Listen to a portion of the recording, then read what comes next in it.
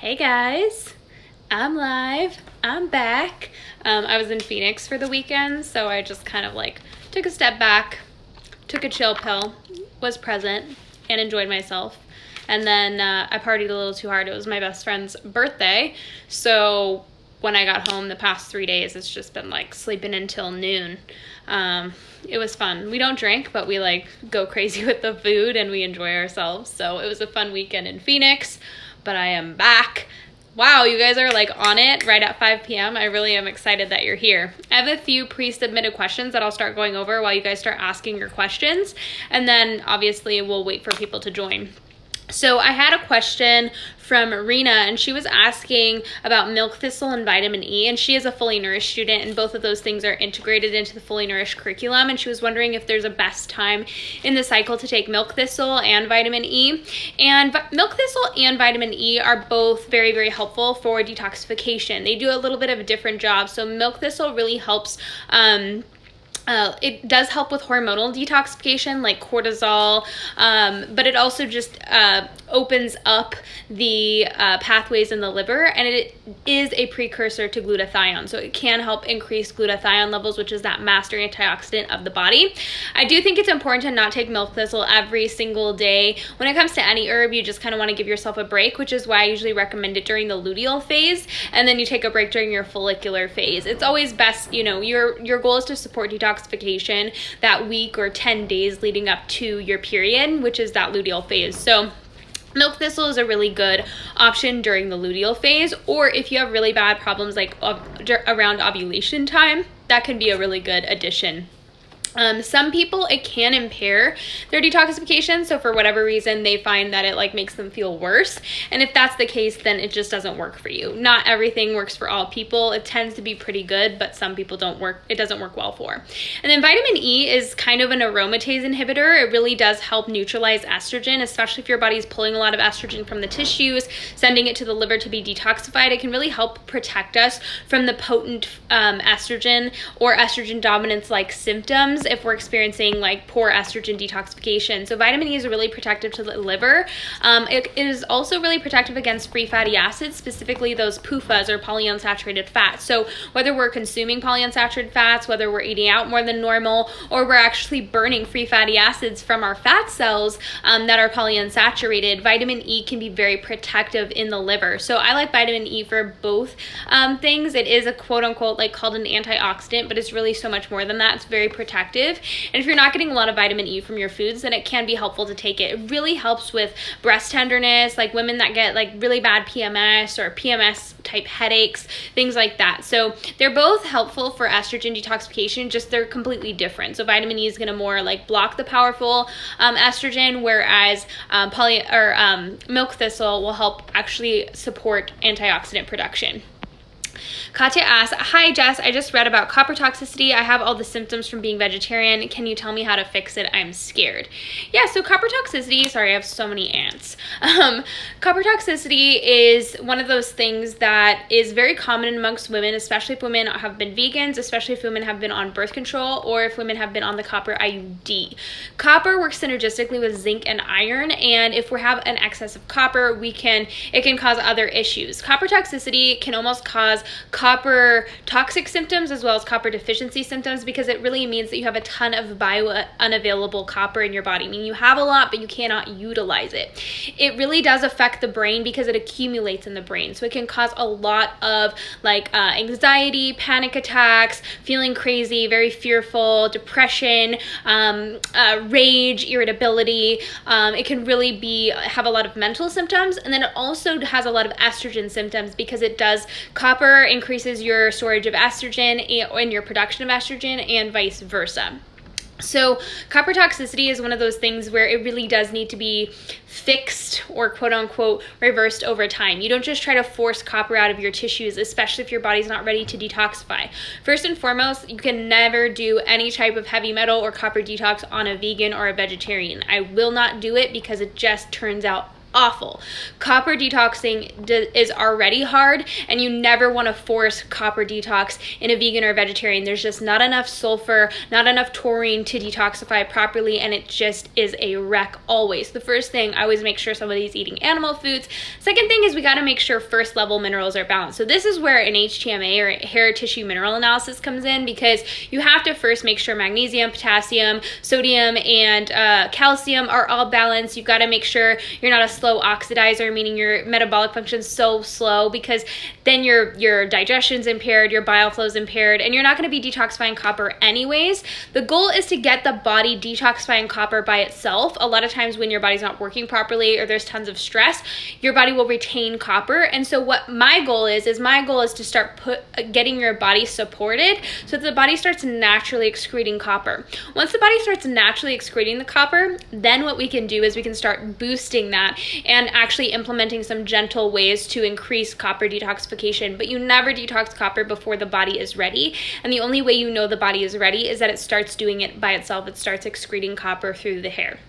So I hope that's a good recommendation. The goal first is just to balance the body, balance minerals, get your metabolism working properly, and then you would want to see, is your body starting to excrete copper? And then if it is, you would continue. There's also, if you know how to read hair tissue mineral analysis, there are other ways to other little signs of copper toxicity that you can find if you know how to read an HTMA. So you can know if you're copper toxic by other minerals being out of balance and that kind of thing.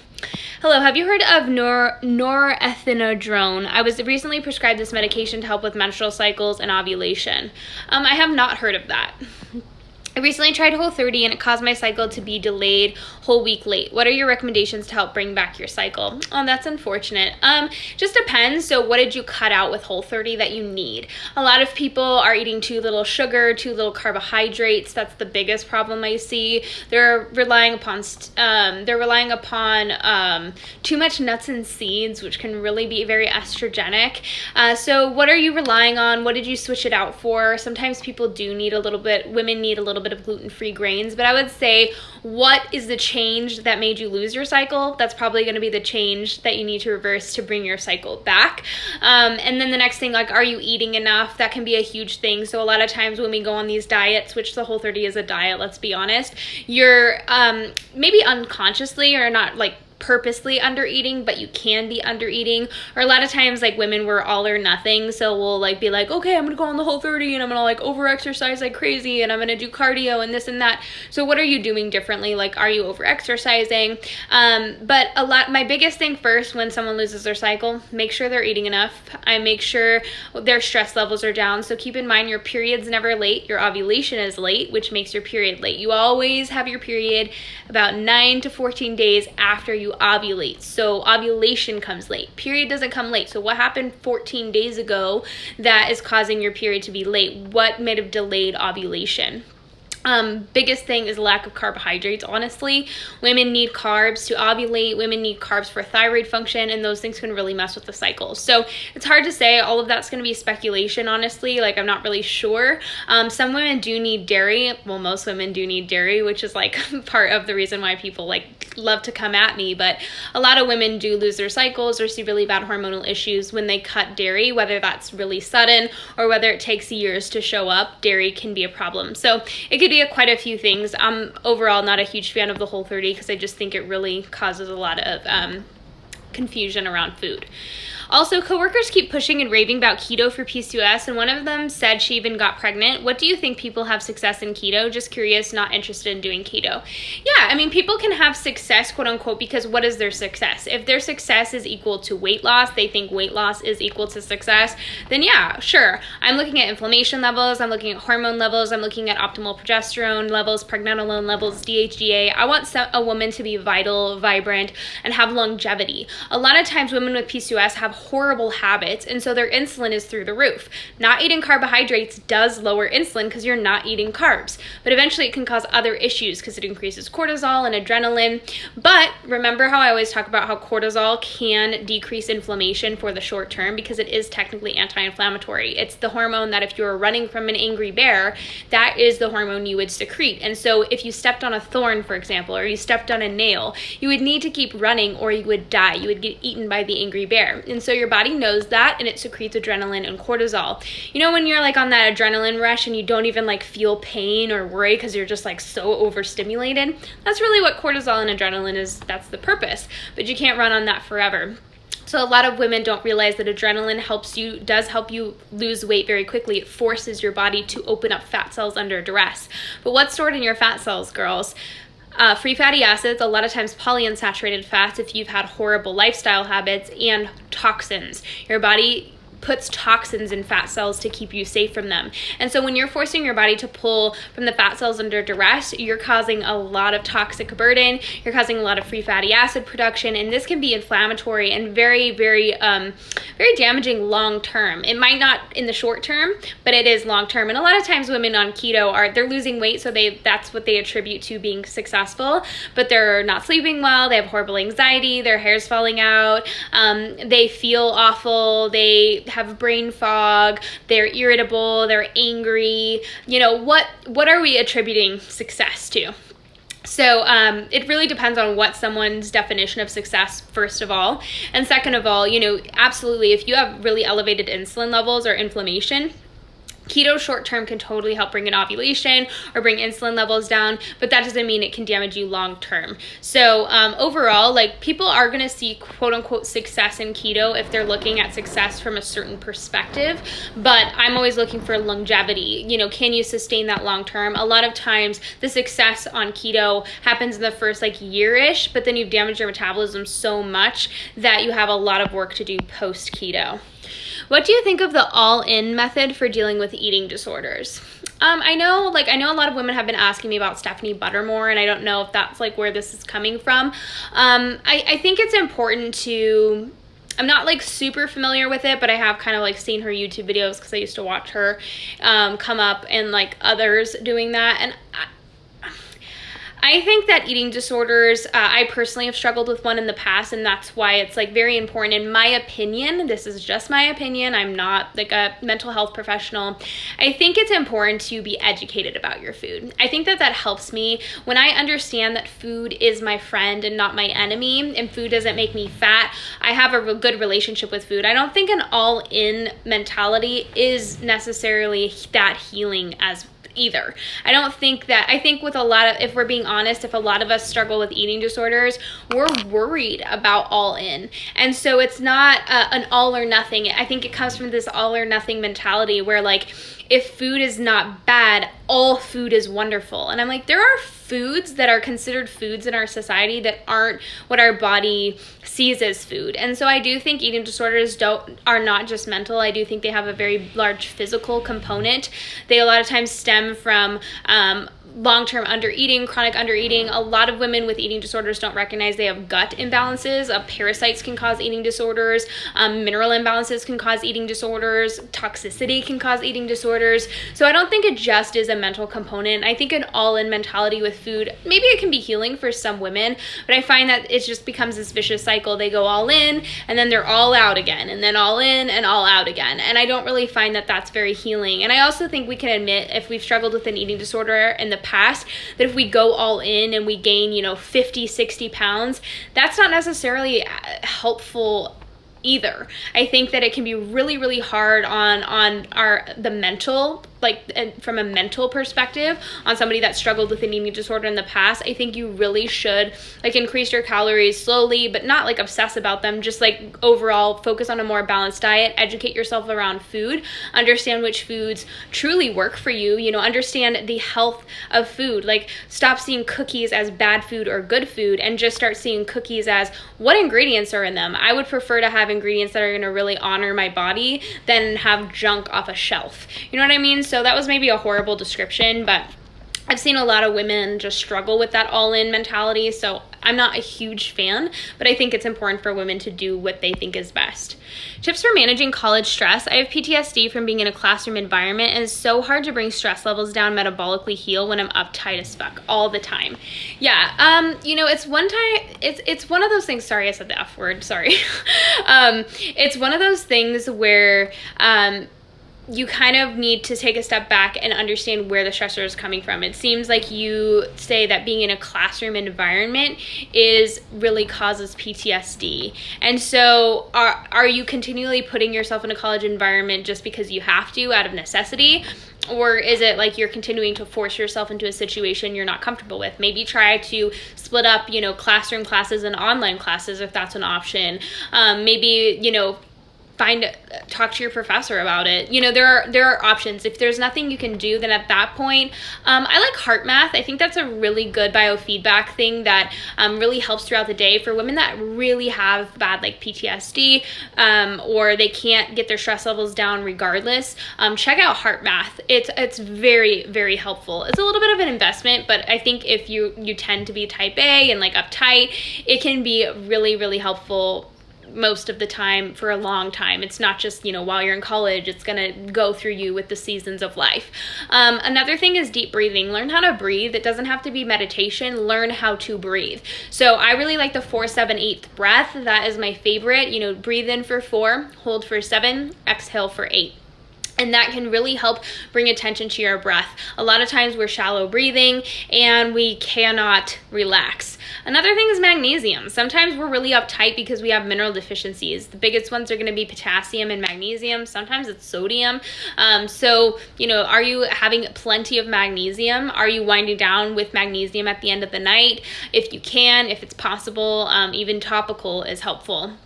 So, and then I always really try to step back and take in my stressors. What are my stressors? What is actually driving the stress? I know you said classroom environment, but what is it about the classroom environment? Is it the colors? Is it the light? Is it the noises? Is it the fact that I feel like everything's really sterile? What is it? And what steps can I take to make me more comfortable in that environment? I used to write affirmations on index cards, and when I entered the classroom, I made it a positive experience and would read those index cards to myself over and over. Or I would listen to binaural beats in one ear. I had a hidden earbud, and I would listen to binaural beats, ASMR, that type of thing. So you can try to maybe make that environment a little bit more of something to look forward to, or maybe even a pleasant experience if that's possible. Deciphering what is it about the classroom environment that makes you super stressed. Could you suggest ways to hit 200 grams of protein a day? Calories are around 2,200 and I want 40% in protein. Yeah, I think that 200 might be a little much, but again, you can go around that goal, 30 to 40% of your calories from protein. I think in that case, I would maybe opt for a protein powder. I also do milk. So sometimes if you're trying to keep your fats a little lower, then 1% or 2% milk might be a better option, at least some of the time. I like to do a lot of low-fat cheese, like mozzarella, and I mix it in with the higher-fat cheeses. I like a variety of cheese, sue me. So I like pepper jack, but it is a little higher fat, so I'll mix that in with mozzarella or mozz balls, and I'll mix it with tomatoes and basil for a salad, that type of thing. So you can really, goat cheese, feta cheese, those types of things can really add some protein. And don't hesitate to add a protein powder if it's necessary. So a lot of people stray away from dairy-based protein powders and opt for more plant-based, but I think the opposite should be true. A really high quality whey or casein can work really, really well for people. Whey can be a little constipating, and keep in mind it is high in L-tryptophan, so if you struggle with serotonin issues or depression or gut issues, then sometimes casein can be a better option. I like the brand Naked Whey or Naked Casein. You can get it on Amazon, and they do come in little sample packs, so if you wanted to try it before you bought the big one, that's an option. Goat's Whey is also a great option. There's a brand called Paleo Pro, which is not dairy based, so it's made of beef protein and egg protein, which can be helpful if you don't do dairy proteins very well. I'm not a huge fan of plant-based protein just because I think the bioavailability is low, but I think protein powders can be helpful if you're having really hard time hitting your protein goals. But I would say unless you're weight training and unless you are a bigger boned or taller person, you probably don't need 200 grams. I would say aim for anywhere from 0.7 grams to a whole gram per pound of body weight, and that's usually plenty. And then if you feel you do need more, then you can always add more. But I would say 30 to 40-ish% from protein is plenty. And then, like I said, you can always add more. What's with the food combining ideas? Is it true you should not mix proteins and carbs? Honestly, I just think it's one of those like weird fads that stemmed from the 90s and the early 2000s. I'm not a huge fan. I just think it's like overcomplicates everything. There is maybe some evidence that if you eat fruits alone, it helps you digest them quicker. I don't know. I honestly find that if you just have good digestion, you can digest it all. I don't think our ancestors were like, ooh, a sweet potato, can't eat that with my meat though, let me just roast it and then I'll wait 2 hours, you know, like what the heck. Our bodies should be able to digest a multitude of things. Now, of course, if we have bad digestion or we can't break things down well, sometimes keeping our meals a lot simpler can be a lot more helpful, not adding too many spices, too many ingredients, keeping them pretty simple can really help with digestion and just overall metabolism and keeping the gut healthy, but I wouldn't like stress about like the rules of food combining. I don't really know what's up with them. I just am like, whatever. Hi, Jess. Can you explain a little bit about the use of endocellinic acid, I'm assuming, and also proteolytic enzymes? Endocellinic acid is usually used as an antifungal. I utilize it sometimes in protocols if a client's struggling with fungus. But yeah, I mean, it's just used, you usually use it twice a day. Depending on what type of fungus you have. Keep in mind, fungus is pretty smart, so it adapts pretty quickly. So sometimes rotating your antifungals is better than taking the same one day after day after day. And then proteolytic enzymes are biofilm breakers, but they also help break down proteins in the bloodstream and inflammation. Proteolytic enzymes are actually made to take on an empty stomach most of the time. You can't take them with food, but they're just going to work as digestive enzymes. They're not going to actually do what you want them to do, which is absorb into the bloodstream, go into the blood, and actually break down proteins and scar tissue and fibrosis. So proteolytic enzymes can really cause bad reactions in some people, and so it's important to really work up very slowly. I really like Doctor's Best brand or Wobenzyme by Garden of Life. They're both really good. Vitalzyme is good, and then Matt Blackburn's MitoLife is also really good. So there's a few proteolytic enzymes on the market that are good. They really help break down inflammation. Just be careful, they are blood thinners, and so some people that are already on blood thinning medications should ask their doctor. My SpectraCell showed a fructose sensitivity. How do you handle that? Usually fructose sensitivity, after you just eat fructose for a couple weeks, you usually adapt to eating fructose. I'm not really stressed about stuff like that, you guys. It's just one of those things where I find like some functional lab tests are really, really helpful, and some people just don't, like, it doesn't benefit them at all. There are very specific functional labs that are helpful, but a lot of times if you work up slowly, you can really adapt to eating fructose. But a lot of people don't eat a lot of fructose because they've been so scared away from sugar. So I find that it's like you don't use it, you lose it. But I don't shy away from fructose unless someone really feels like crap over and over again, regardless of what they do. But most of the time, if you feel fine eating fructose, I wouldn't stress about it. But that's just my opinion. What about DHA during pregnancy? Not a fan. You guys know I'm not a fan of fish oil. It is quite the scam. Hi, Jess. My ovulation was incredibly painful this month, my third on FN, and came with water retention and anxiety. I've been on progesterone 3 months as well. Tips on helping this in the future. I'm sorry that happened to you. If you're on progesterone, because it's ovulation time, I mean, maybe progesterone's not working for you any longer. Sometimes it is just like you're mobilizing, whether that's metals, whether that's estrogen. Sometimes it's a blood sugar issue, a detoxification issue. Make sure you are eating enough protein. I know you're feeling really, really good, and so it can sometimes like hit you out of nowhere. Sometimes these things do happen. Were you extra stressed than normal?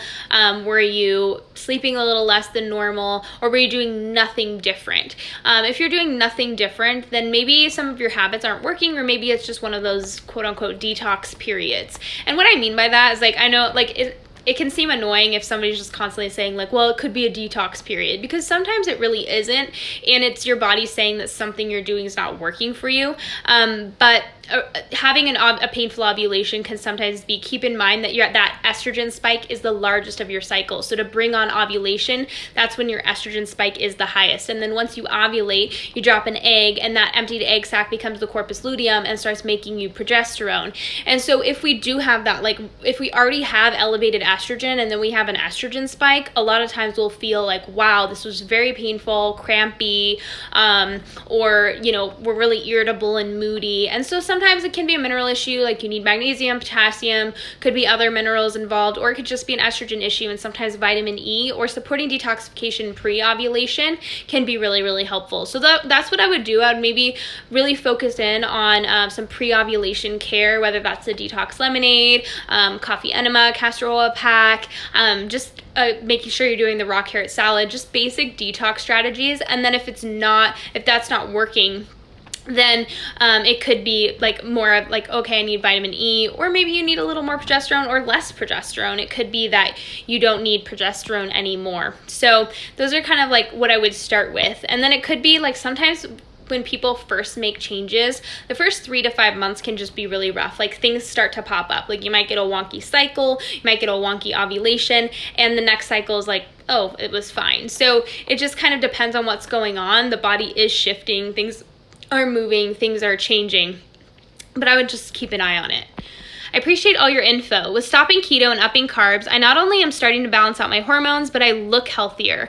Many people have commented about me looking healthier. So that is amazing. I think that carbs really do add to vitality, especially women. You know, you're producing more progesterone. You just have that overall glow. You're not eating yourself alive, literally, with cortisol. And so I do think like women do regain that kind of fat layer that we're supposed to have in between our bones and skin, or our muscles in our skin, I meant. And we really start to look a little bit more vital and just overall have a glow about us. So I'm really happy that you're experiencing that. What is your advice for young girls in the first few years of their menstrual cycle? What are the main foods and nutrients they're needing more of? I think it's just important. I think we have this culture of like kids are resilient, so we should just feed them crap, and like adults eat healthy. And it's like young girls need the nourishment as much as older women do, if not more, because their cells are more sensitive to estrogen, and their body is just starting to get used to stress hormones and estrogen and progesterone. And I think just making sure they're getting enough carbohydrates is so important. Make sure girls don't have an eating disorder. I think so many young girls have one these days, or some form of one, just because they're looking at these girls on social media, bodies that have been photoshopped, or are just, you know, have had surgery after surgery done, and so they're trying to fit their natural, beautiful, vital body into this, I guess, you know, into this mold that they could never get into, and they're doing that by actually hurting themselves in the process. So just first of all, making sure girls are eating enough.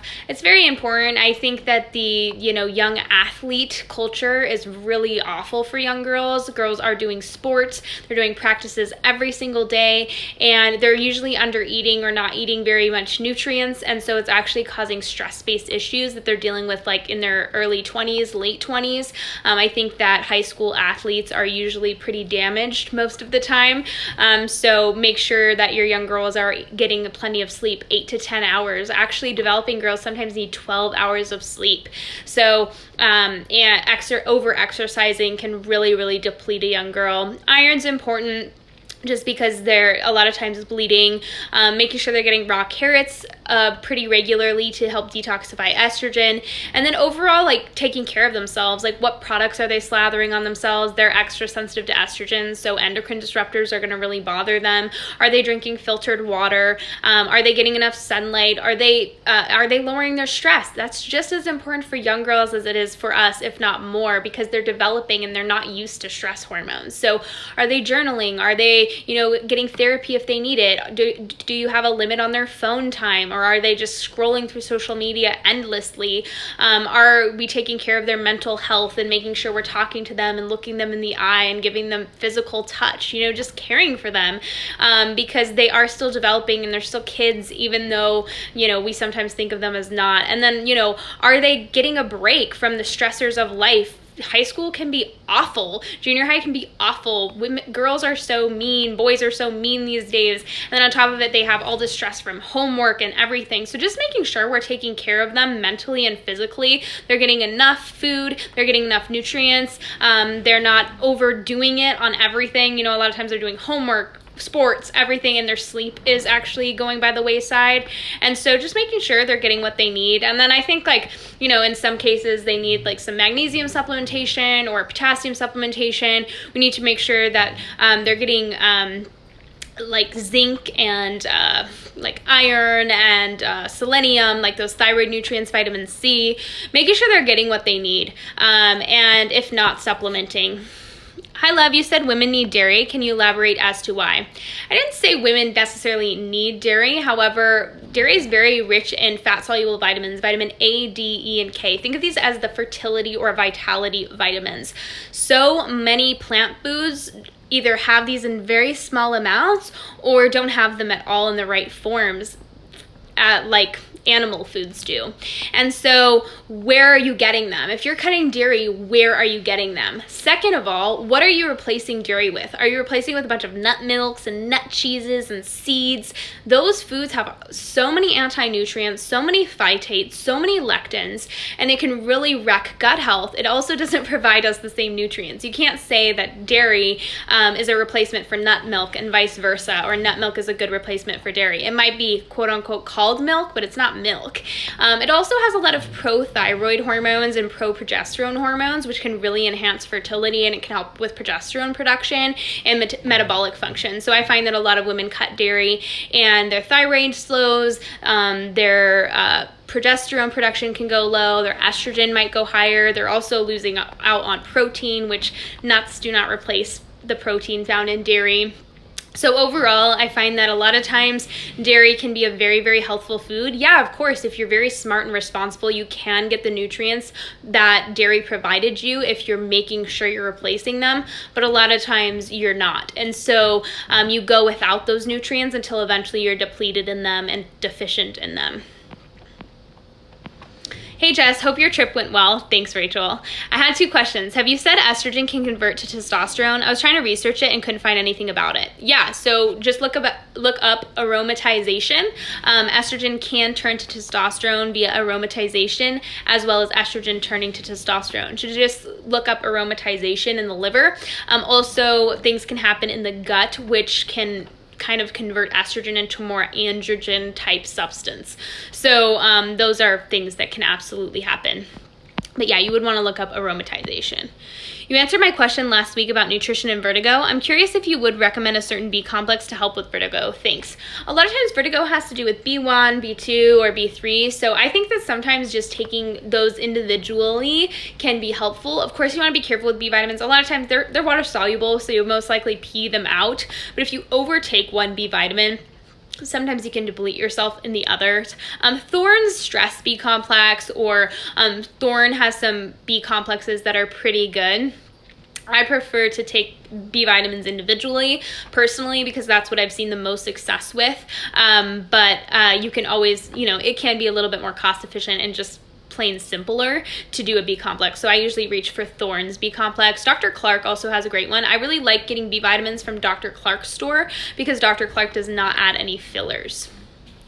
Also, any specific tips for lowering high testosterone? Thanks. Yeah, vitamin K is the first thing that I always opt for when it comes to testosterone. I think that a lot of women don't realize that androgens can be high simply from a vitamin K deficiency. So that's the first thing that I go for. The second thing is going to be liver health. So always, trying to get the liver very, very healthy and optimized and supported. Another thing is going to be blood sugar balance. So making sure you're doing protein, carb, and fat every 2 to 3 hours, yada, yada, yada. Like I always say, make sure you're keeping blood sugar balanced and keeping stress low. Another thing that can be helpful is making sure you're exercising. Strength training tends to help really, really well because insulin is going to be the biggest thing that causes your ovaries to overproduce testosterone. So we have like multiple places where testosterone can come from. It can come from the adrenals. DHEA can be androgenic, but DHEA can also turn into testosterone. Then we have the ovaries are going to make testosterone. And then the fat cells can also make testosterone. So don't forget about that one. I believe the breakdown is 25% can come from the adrenals, 25% can come from the ovaries, and about 50% can come from the tissues. Don't quote me on that, but I believe that's what I learned in my Dutch training. And that is huge, right? Like if our tissues are making testosterone. So I usually opt for vitamin K first, then making sure that the liver is really, really supported. If the gut has issues issues, if there's been like lots and lots of antibiotic overuse, or we've had lots of non-organic foods, or lots of like very conventional junk food products. Maybe a gut test is in order to make sure nothing's going on in the gut. But a lot of times, I think mostly, in my opinion, it's going to be insulin related. So you're secreting lots and lots of insulin. It's causing your ovaries to overproduce testosterone. You have tons and tons of stress, which is causing DHEA production to be high and testosterone breakdown. Inflammation can cause your body to push testosterone down that more androgenic pathway. And then, of course, like tissues, whether we have like too much fat on our body, which, you know, I know that we're in a body positivity culture. And of course, like we don't need to be stick thin. But if we do have, you know, a lot of excess body fat, that can cause more hormonal issues long term. So those are kind of where I would look. And then sleep is also really important. Don't forget sleep when it comes to lowering testosterone. Also, I canceled a meeting I had to get out early from work. Haha, I needed this live. Oh, you're so sweet. Thank you for all you do. Because of you, I feel healthier and feel like I'm doing progress. I appreciate you so much. Oh, I appreciate you. Thank you for canceling your meeting for this live. Find myself with marks staying weeks after blemish heals. Any thoughts of what this means and how to heal these marks? A lot of times it's blood sugar issues. It can be cortisol issues. If you have high stress hormones, of course, your body's in fight or flight. It's not going to focus on healing a blemish when it's trying to like just keep you alive. It can be elevated insulin. And I really like to actually do, so keep in mind sugar is a healer. It's a humectant. So if you have blemishes that won't heal, applying raw honey can be very helpful, or even applying a mask that you make out of sugar can be very, very helpful. It actually helps the skin heal. They used to actually pack wounds with sugar to make them heal faster, if that's interesting. If there's also other infections that your body's fighting, whether that's gut infections, viruses like EBV or Lyme's, or just the gut is overrun with like bacteria, viruses, that type of thing, then your body's gonna focus on the like healing those things over blemishes. So just, you know, obviously that's speculation, just throwing things out there. It could be one of those things, it could be none of those things, but a lot of times if your blemishes won't heal fast enough, your body's focusing on more important things in its opinion. What's your opinion on overnight cooked green peas or beans with veggies? It's traditional dish in my country. If it's traditional dish and you grew up on it, especially if it's cooked overnight, green peas and beans that are cooked for a long time usually breaks down the lectins. Also, pressure cooking does break down the lectins. So I would say that cooking them for a long time is going to make them more easy to digest. Any ideas what caused horrible BO around ovulation and stopped after period? I had more sugar processed food recently. Could that have been detoxing? Anything to prevent next cycle? Yeah, so a lot of people think that when they have like sugary foods, they're BO is because of that. It totally could be, especially if you had like more junk food, especially like polyunsaturated fats and like junky refined carbohydrates. That can absolutely be it. A lot of times we have a lot more estrogen around ovulation up until our period, and so when we have elevated estrogen, we're going to be like moving that estrogen. And keep in mind, if we stink on the outside, we're stinking on the inside, and so that's how our body's actually getting that junk out as quickly as possible. Keep in mind that heavy metals actually detoxify through the skin and hair really, really well. So a lot of times BO has to do with iron and it has to do with copper, and so we'll actually get really, really stinky when our body's moving metals. So those are just some things that I would throw out there. But if you don't use a natural deodorant, that would be the first thing. Bentonite clay masks really, really help pull metals, so that can really help like minimize the BO. Just mix some bentonite clay with water or apple cider vinegar and slap it on there and just leave it on for like 30 minutes, you know, hands overhead, and then wash it off. Or milk of magnesia in a roller bottle actually works really, really well as like a natural deodorant. Hi Jessica, would you recommend men to fast for a thyroid and mineral blood lab test? Not really. I mean, I don't think it's necessary. If it was like blood glucose or something like that, but I don't think fasting for a thyroid test is that really important, and a mineral blood test, I don't see why eating would really mess with that.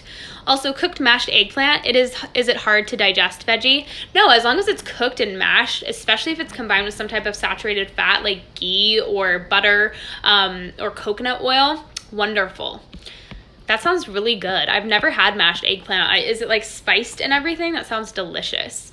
Hi Jess, does the temp go down after a workout? Does that mean the workout was too much? If the temp goes really, really down and stays down for like a little while, yeah, that can really mean that you're just, all the stress hormones you're producing suppressed your thyroid function. Keep in mind that like when temperature's low, that shows that the cells are having a hard time generating heat, meaning lower metabolic function. The more heat you have, the faster your metabolism is functioning, and that's what we want.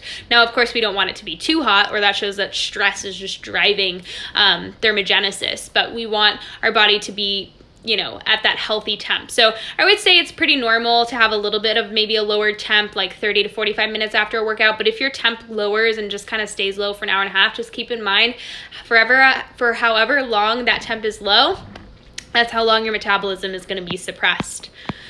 Hi, thanks for the live. I love oatmeal but have PCOS and I'm overweight. People at work tell me it's really bad for me, but I love it. Should I cut it out? No, I don't think you should ever cut out oatmeal if you love it. And F the haters. I was about to say a bad word, but I'm trying to keep it PG-13.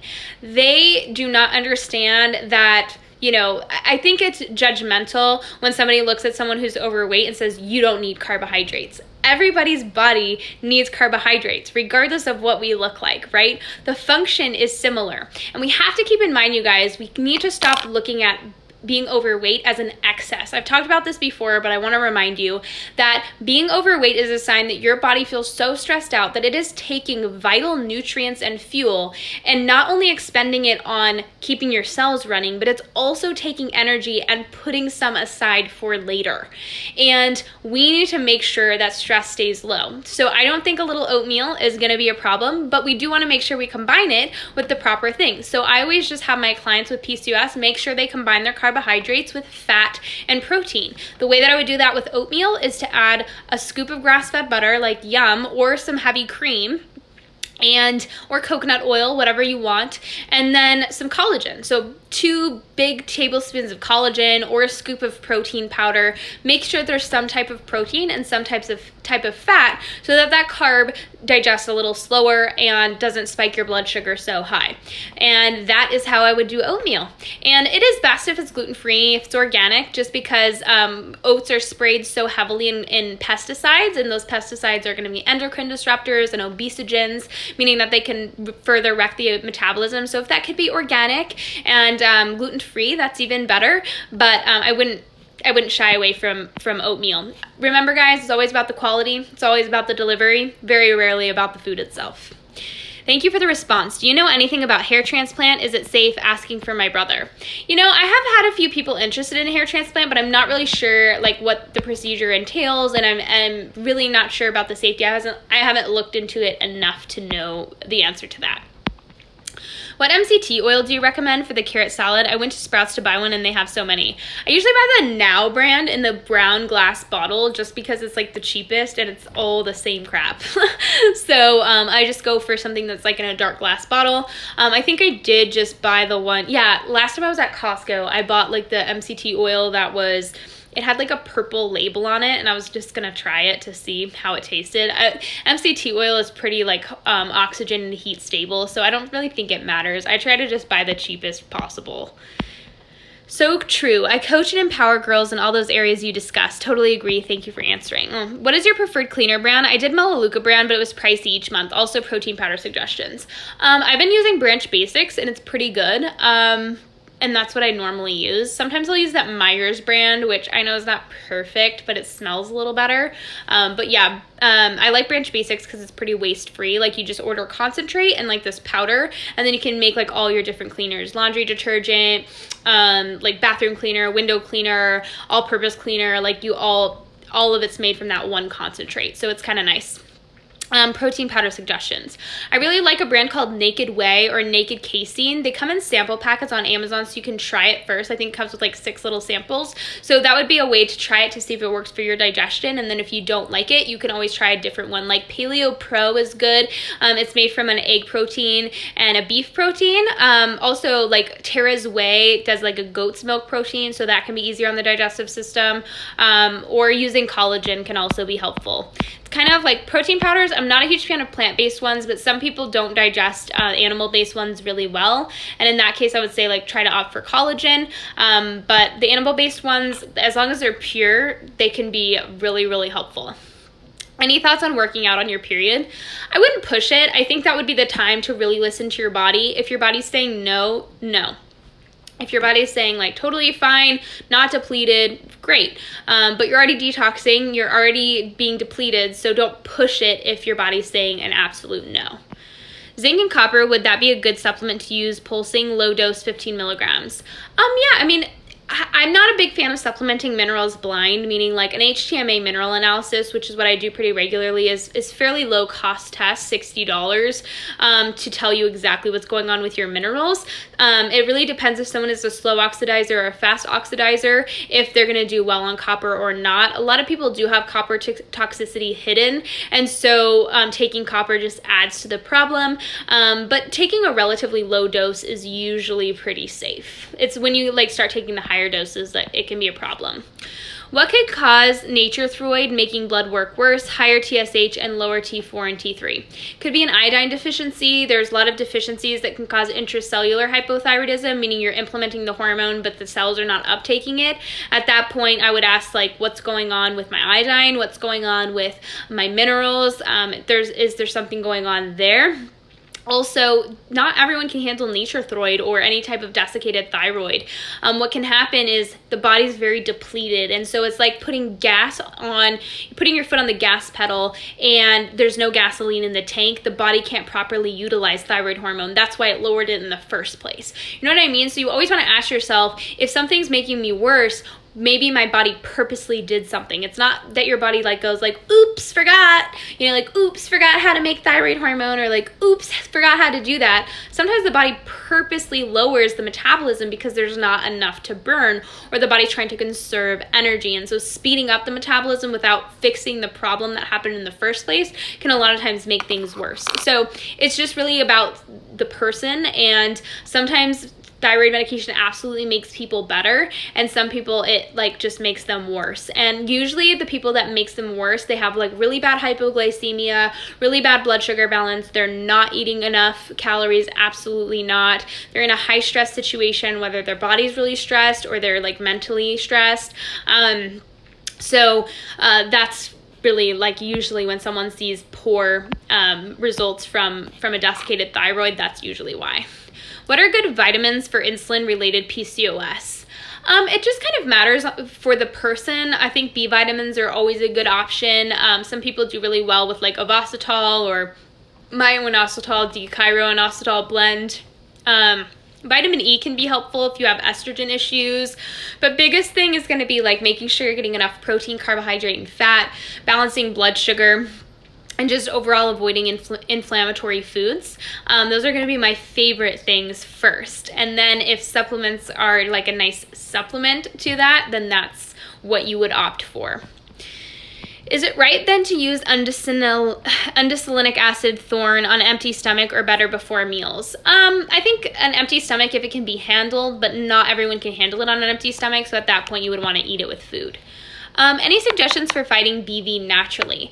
Yeah, I've kind of done it. Like I have had things in the past, so make sure you're not doing like really harsh soap that can really mess with bacterial imbalance. Apple cider vinegar, like very diluted, want to make that clear. Rinse can be helpful. There are suppositories sold by Vitanica that are meant for yeast. They're called Candy Arrest, I think, or Yeast Arrest, which technically, like, I know BV is not yeast, but I've had a lot of success with that as well. And then some people like to soak a tampon in kefir, and they say that works really well. I've never tried that personally, but I would if I got BV again. So those are kind of like just like things that could possibly help, but sometimes it's just necessary to go the more conventional route. What causes thyroid neck? Under or over treating? I feel like I have a goiter. I had to lower my NDT because FN was speeding me up and it wasn't needed. Not sure what's going on. Well, keep in mind that iodine is usually the thing that prevents goiters, and so, you know, like society recommends 150 micrograms to prevent goiters, but a lot of times people need a lot more. Our soil's really depleted in iodine, so that could be a possibility. That's usually the biggest thing that's going to cause goiter. Or if like you're hyperthyroid, I know that you said like FN sped you up, and so you kind of need to slow down on the NDT. But I would say it's probably like a lot of times has to do with an iodine issue, or if we're moving a lot of heavy metals, that can absolutely cause goiters. What else? Estrogen, pesticides, but I would say more likely than not, a lot of times it has to do with iodine and other minerals. Month 3 of progesterone cream, having rage in dreams. Is this the estrogen still detoxing out? It could be. I honestly, like what I would see as a speculation at this point. Sometimes people are moving a lot. When they move estrogen, they move a lot of iron and copper, and those can definitely cause like rage in general, irritability, like anger. But in dreams, that's really interesting. I'm honestly not sure if it's that or not. How do you know if you have copper toxicity? Have copper IUD too. You have a lot of hormonal issues, so like PMS, it can cause hypothalamic amenorrhea, it can cause inflammation, it can cause breast tenderness, just pretty much like any type of estrogen dominant symptoms. It can also cause really bad like brain mental symptoms because it does accumulate in the brain. So anxiety, depression, panic attacks, aggression, feeling almost like you're going crazy, really, really afraid of everything. Like biggest thing that people say though is like horrible anxiety. It also really depletes of zinc. So things that could go inside with like a zinc deficiency. So low progesterone, low ovulation, low thyroid function, those types of things. So yeah, I would look up copper toxicity symptoms, and I'm actually going to do a story on copper toxicity because everyone's like asking about it because I started talking about it. So I will definitely talk about that more in depth. Having a difficult time with lowering my fats post keto. My carbs are awesome, fruits, roots, etc. Protein could be higher, but the saturated fats are around 120 milligrams a day. Any tips? Yeah, like I wouldn't stress too much about fats, but I think on keto we learn to like add fats to meals, and I think that it should be different. Like when we cook, we shouldn't like take a huge spoonful of coconut oil and just like dab it in the pan. Like just take a small slice or something like that, especially if we're getting a lot of saturated fats in our foods already. We're eating lots of like fatty meats, we're eating like dairy, things like that. We're already getting plenty of fats, and so we don't need to like over add our fats. But I wouldn't stress too much about it unless you were like gaining weight super quickly or felt like really like, a lot of times if you're overeating fat, you'll feel heavy, like you'll feel kind of sluggish and like meh, like not so great. But a lot of times like a good amount of fat is enough. Like you don't want to be like too low fat, but I wouldn't go out of my way to add fats. That's like the biggest thing, is like don't go out of your way to add fats, or if you're like cooking in fat, just add a little less. Do you know of a binder cheaper than Quicksilver for parasite cleansing? Yeah, you can make your own. Like sometimes the intestinal drawing formula by Health Force is pretty good. I think that's also like a little bit more on the pricier side. Not as expensive, but pretty expensive. You could just do regular activated charcoal powder. Mix that with activated charcoal is plenty of a binder. I just like the Quicksilver formula because it has multiple different binders that do different things, and it pretty much keeps you from getting constipated because it has a little aloe in there. But you could always take like activated charcoal and then do some other thing that's going to keep your bowels moving. Activated charcoal is a wonderful binder. It's just binds to everything and it's like super powerful, so you just want to kind of be careful with it. I usually use Solar Rays coconut activated charcoal powder personally. Thank you for the amazing live. Question: I really didn't think I was drinking that much caffeine, but I've gone off of it for a few days and have had terrible migraines. Is this normal? Well, a lot of people say this is caffeine detox, and it's really, a lot of times people are drinking caffeine. It helps speeding up their thyroid, they're detoxifying estrogen, they are like it's helping their metabolism. And so when they go off of it, they actually see like really poor estrogen detox, which can cause migraines, or they see their thyroid really, really slow down. They start to get hypothyroid symptoms. And keep in mind that hypothyroid can also cause estrogen issues. So I don't think it's really good thing to be like addicted to caffeine in the sense that you get horrible migraines, but a lot of people who have hypothyroid do get really, really bad symptoms post caffeine. If your thyroid's working good, you find that you like naturally don't need as much caffeine and you don't have a hard time like coming off of caffeine. So I would definitely look into my thyroid, and I would look into like blood sugar levels and estrogen levels. How would you treat amenorrhea after having a regular cycle for 6 months? well, this would be more speculation at this point because it's really hard to know like what's going on, you know? Like it's not like how would I treat it? It's more like I would look at the person, the individual, and I would say like, what's going on? What's keeping your body from ovulating? Which is the problem with amenorrhea. Like you're not ovulating, and so you're therefore not getting a period. So what's keeping your body from feeling safe enough to reproduce? Is it blood sugar issues? Is it under eating? Is it over exercise? Is it a mineral deficiency? Is it that you're in a horrible toxic relationship? You're around really stressful people? You drank a lot when you would normally ovulate? You know, there's like so many questions that I would ask, and it's really, really hard to know exactly what's causing it until you spoke to the individual. But just think of like a lack of a period or a lack of a cycle as like, what is so stressful to my body that my body does not feel safe enough to create another human being? That's really what you're looking at. And if you can get to the bottom of that question, a lot of times you'll find your answer. But a lot of times, like very commonly amongst women, they're like going too low carb, they're going on diets, they're over exercising. If there's been seriously no change, then at that point I would look at like toxic exposure. I would look at more like mental emotional things. Like it can be a list a mile long, but I'm really just looking for stressors at that point. If you've tasted pennies before, is that a sign of copper toxicity? Can be, absolutely. Yeah, because it's like almost like you're tasting that copper in your mouth. It absolutely can. A lot of women have it. It's very common amongst women these days, just because high estrogen levels cause us to accumulate copper and vice versa. But yeah, it's pretty common. Is there any other name for milk of magnesia? Because they can't find any product that ships to the EU. I'm not really sure. I would say like maybe it's like some type of laxative. Maybe it's like magnesium hydroxide. You can buy magnesium hydroxide and make bicarbonate out of it. But yeah, I'm not really sure. Sorry. How can frequent exercise during puberty impact development, and what kind of issues can it create long term? Done sports my whole life, still complete collegiately, and it definitely took a toll on my health and body.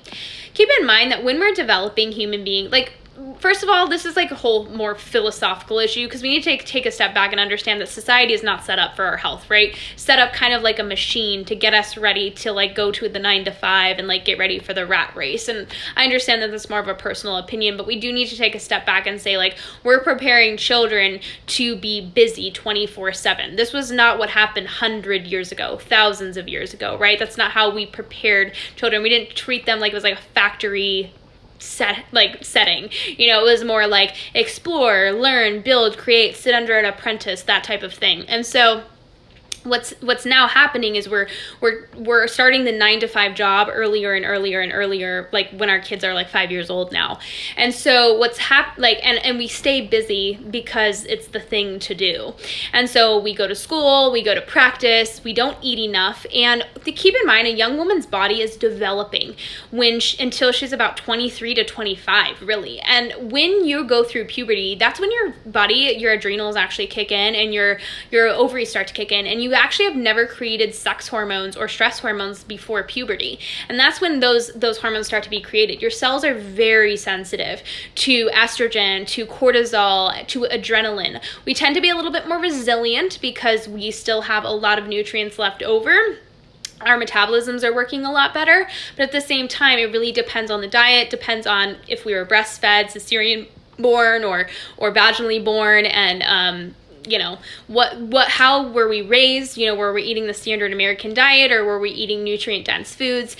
And so the time that we hit puberty, we're just starting to see those sex hormones, we're just starting to see those stress hormones. And then on top of it, a lot of us are over exercising, under eating, same shit, just different age, right? Or, you know, we're pushing our bodies beyond their limits. A lot of times high school girls need anywhere from 8 to 12 hours of sleep, and they're skimping on sleep for their sports. And so they're literally putting themselves into like high cortisol, high adrenaline, adrenal fatigue, as people call it, HPA axis dysfunction. And so by the time we're 21, 25, we've literally had 10 years of just intense stress and depletion. We're deficient in minerals. We have like eating disorders. We're under eating. You know, we're eating enough for like what a toddler would be. And so it just depletes us. And by the time we're, you know, mid-20s, we've been depleted for years and years and years. Our hormones are just destroyed. And so that's my personal opinion, but it's it's fact, it's human biology. I just think a lot of people think that like, oh, it's good that you're so active. And I'm like, yeah, it's good that you're active, but you shouldn't push a developing body to the brink of exhaustion every single day and expect it to develop properly. What's your opinion on corn and popcorn? Corn is gluten-free. Popcorn's great as long as it's popped with saturated fat like coconut oil or grass-fed butter. It's delish. What could cause med to bad breath on and off? Most likely gut issues. Just make sure you're scraping your tongue, and I like coconut oil pulling. Okay, one more question, you guys. What test could you do to figure out if you're having any mineral deficiencies? My favorite is HTMA. Hair tissue mineral analysis. I'm going to start running them very, very soon. They're very inexpensive. That's why I like them. They're only $60 compared to like other functional labs, which can be like a couple $100s. So that's my favorite, is a hair tissue mineral analysis. All right, I love you guys. Thank you for joining me. This is going to go up on YouTube and it's going to go live for 24 hours. So I will see you soon.